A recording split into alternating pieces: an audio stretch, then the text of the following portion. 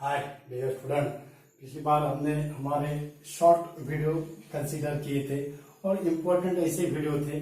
Okay, तो आज जो है हम जो एंट्रेंस एग्जाम के पॉइंट ऑफ व्यू से हमारा जो अगला जो आर्टिकल है वो आर्टिकल फोर्स के रिलेटेड है। ये जो हम लोग आर्टिकल कंसीडर करने वाले हैं उसका जो नेचर है वो फोर्स से उसको कहते हैं, लेकिन वो जो है जो फोर्स लार्ज मैग्नीट्यूड का रहता है लेकिन it is x for a short time interval, और वो फोर्स को हम क्या कहते हैं? That is the impulse. That is the impulse. Okay, तो इंपल्स यानी क्या है? क्या है इंपल्स यानी? Large force x for short time interval, large force x for short time to produce finite change in momentum,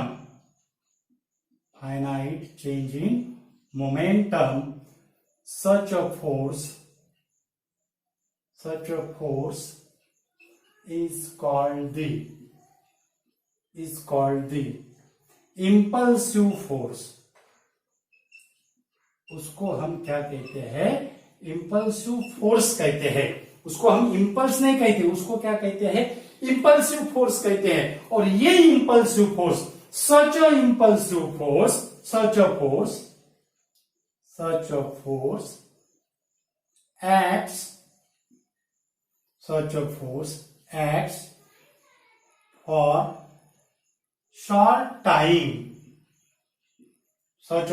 acts for short time, then product of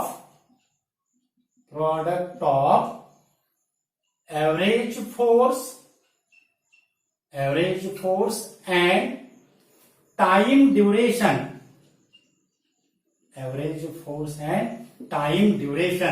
is the impulse of given force. Large force acts for a short time to produce the finite change in momentum, such a force उसको हम impulsive force कहते हैं।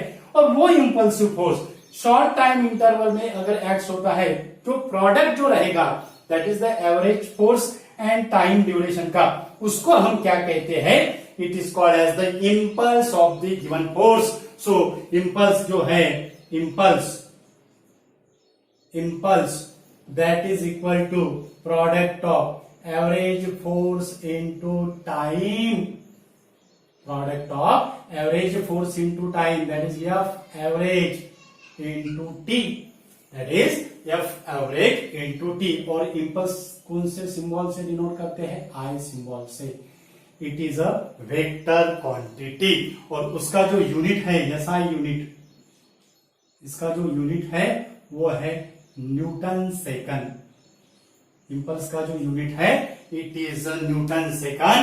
This unit is equivalent to unit of momentum. यानी impulse का और momentum का unit क्या है? सेम है। Whether it is change in momentum और मोमेंटम यूनिट क्या रहता है? सेम रहता है।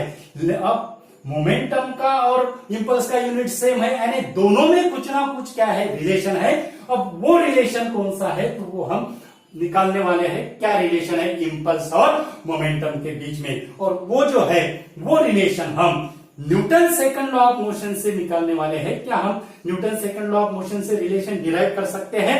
तो हम ट्राई करते हैं। ओके, तो ये जो Newton second law of motion का जो इक्वेशन है F, that is equal to dp by dt, F equal to dp by dt। ये इक्वेशन अपना Newton second law of motion का है। ओके, तो इससे ये जो फॉर्मूला जो होगा वो होगा F dt,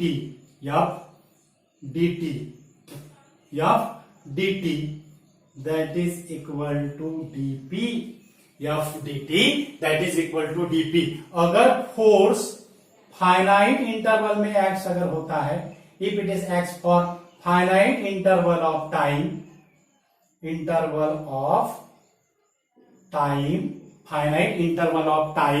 then f into dt जो है,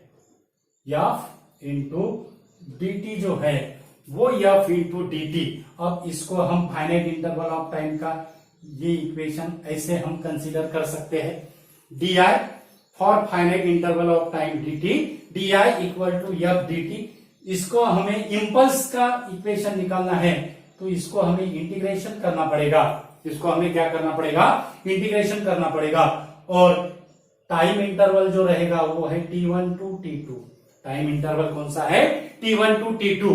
सो इसका इंटीग्रेशन होगा di t1 to t2 that is equal to f integration of f dt t1 to t2।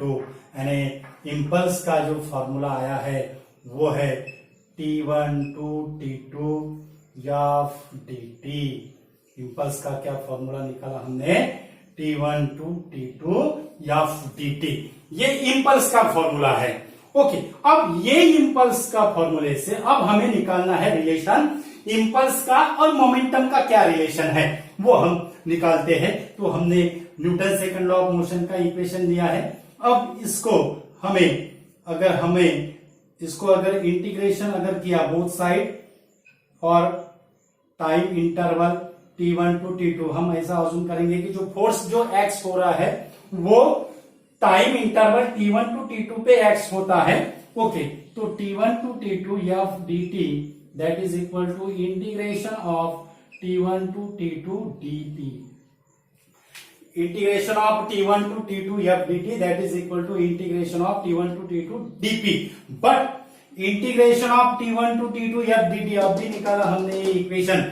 Integration of t1 to t2 f dt ये क्या है? इम्पल्स है, यानी इसको हम इम्पल्स I से डिनोट करेंगे।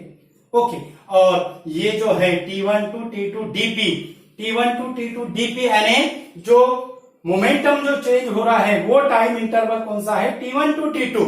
इनिशियल के लिए t1 है और फाइनल के लिए क्या होगा? t2 होगा। यानी integration t1 to t2 dp it is gives the change in momentum in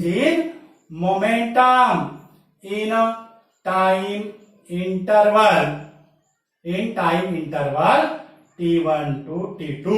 dp क्या integration t1 to t2 dp क्या इंडिकेट्स कर रहा है? फिर change in momentum in time interval t1 to t2। So इसको हम ऐसे लिखते हैं I equal to p2 minus t1 that is change in momentum. क्या रिलेशन है फिर इम्पल्स का और मोमेंटम का? That is the impulse is equal to the change in momentum. इसकी वजह है कि जो SI यूनिट है इम्पल्स का it is equivalent to SI unit of momentum. It is equivalent to SI unit of momentum. Okay, तो इसे I equal to P2 minus P1 इसे इम्पल्स मोमेंटम थ्योरम भी कहा जाता है और it is the relationship between impulse and change in momentum ऐसा भी कहा जाता है। ओके, तो अभी हम फोर्स जो है वो फोर्स अगर कांस्टेंट फोर्स एक्स हुआ, अब हम उसका ग्राफिकल रिप्रेजेंटेशन करेंगे। ग्राफिकल मेथड क्या होगी इम्पल्स डिटरमाइन करने की? ग्राफिकल रिप्रेजेंटेशन क्या होगा? अगर हमने फोर्स और टाइम का ग्राफ निकाला है, ओके, ये होगा फोर्स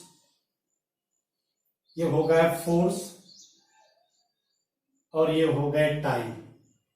ओके, अब हम ऐसा अज्यूम करते हैं कि जो फोर्स है वो फोर्स बॉडी पे t1 टू t2 इंटरवल के लिए कांस्टेंट फोर्स क्या हो रहा है? x होता है। It is x as a constant force for t1 to t2 interval. It is x for short t1 to t2 interval.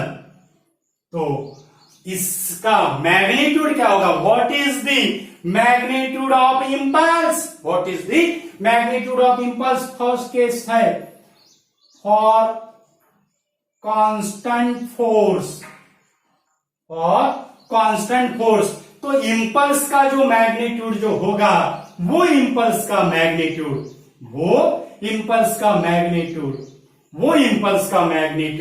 It is equal to the area under the force time curve. Area under the force time curve, यानी area under the force time curve, ये जो area है it is a rectangle.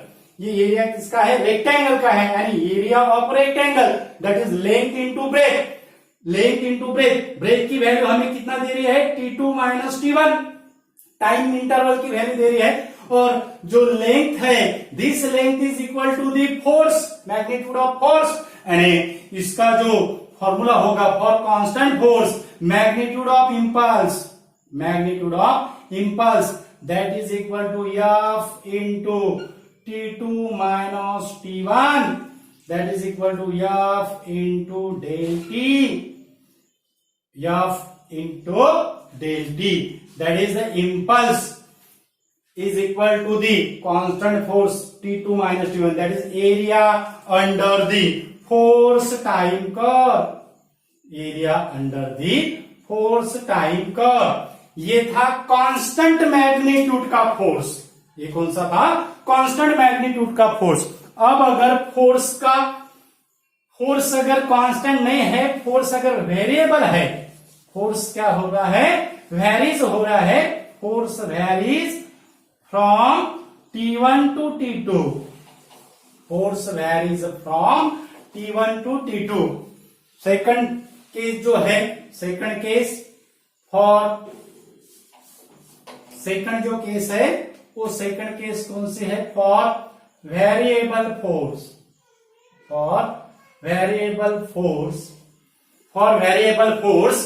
तो force जो है वो क्या हो रहा है? अभी कांस्टेंट नहीं है, वेरीज हो रहा है। ऐसा फोर्स क्या है? वेरीज हो रहा है। ओके, तो इसका जो मैग्नीट्यूड जो रहेगा, इंपल्स का जो मैग्नीट्यूड रहेगा, वो इंपल्स का मैग्नीट्यूड अब कितना रहेगा? वो इंपल्स का मैग्नीट्यूड अब कितना रहेगा? दैट इज सेम रहेगा, that is the area under the force time curve और graph, that is it is equal to impulse in case of the variable force, impulse that is equal to integration of T1 to T2 F dt।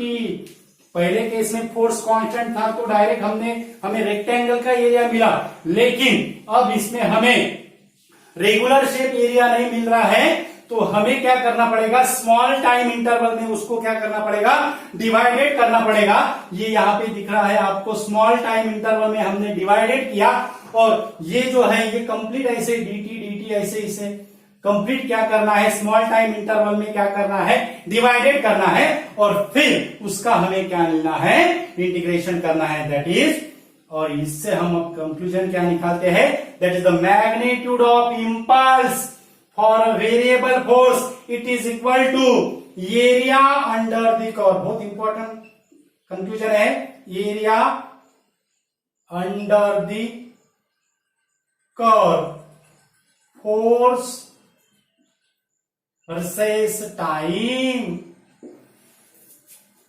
For variable force, impulse I that is equal to integration of T1 to T2 F dt, it is equal to area under the curve force versus time, that is the magnitude of impulse is given by the area under the force time curve, area under the force time curve। तो ये ऐसा simple ऐसा concept था हमारा, इसमें हमने impulse momentum theorem consider किया, उसको हम इंपल्स और मोमेंटम, चेंज इन मोमेंटम का रिलेशन कहते हैं। उसके बाद कांस्टेंट फोर्स में इंपल्स का मैग्नीट्यूड क्या होता है, वेरिएबल फोर्स में इंपल्स का फॉर्मूला क्या होता है, वो हमने सब आपको समझाया है डियर स्टूडेंट। इंपल्स के एग्जाम्पल भी दिए हैं, ball hits on the wall, अगर बाउंस बैक होता है, ओके। उसके बाद बैट्समैन ने अगर बॉल अगर हिट्स अगर किया बैट से, तो it is also the example of impulse. Wall में अगर हम नेल अगर हैमर अगर करें, that is the nail hammer in the wall, it is also the impulse. जो हैमर से जो नेल पे जो फोर्स एक्ट होता है, it is a short time interval पे होगा, उसको हम इम्पल्स कहते हैं। It is equal to the product of average force and time. बहुत सिंपल ऐसा कंसेप्ट था और इम्पोर्टेंट ऐसा कंसेप्ट है एंट्रेंस एग्जाम के पॉइंट ऑफ व्यू से। ज्यादा से ज्यादा वीडियो स्टूडेंट को शेयर कीजिए, जो नीडी स्टूडेंट है उनको। और हमारे चैनल पे अगर नए अगर यूजर है तो हमारा चैनल सब्सक्राइब कीजिए। नोट्स के लिए इसके भी हम नोट्स हमारे जो टेलीग्राम अकाउंट है उस पर हम अपलोड करते हैं, तो आप नोट्स के लिए हमारा टेलीग्राम अकाउंट ज्वाइन कर सकते हो। Thank you so much once again.